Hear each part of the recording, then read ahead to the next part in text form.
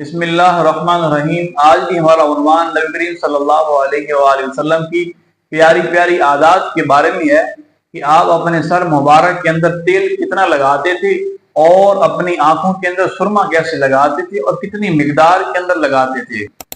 حضرت انس رضی اللہ تعالی عنہ سے روایت ہے کہ نبی کریم صلی اللہ علیہ وآلہ وسلم اپنے سر مبارک کے اندر تیل لگاتے تھے، اور اتنا تیل لگاتے تھے کہ آپ اپنے سر کے اندر ایک کپڑا رکھ لیا کرتے تھے جو تیل کی وجہ سے بھیگ جاتا تھا۔ اس کی وجہ یہ تھی کہ جب آپ اپنے سر مبارک پہ دستار رکھتے تھے تو وہ کہیں خراب نہ ہو جائے تیل کی وجہ سے۔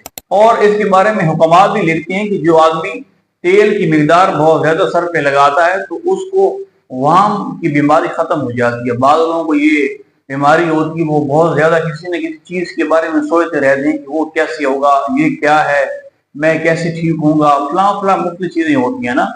تو حکماء لکھتے ہیں کہ جو آدمی سر کے اندر زیادہ تیل استعمال کرتا ہے تو وہ اس بیماری سے نجات حاصل کر لیتا ہے۔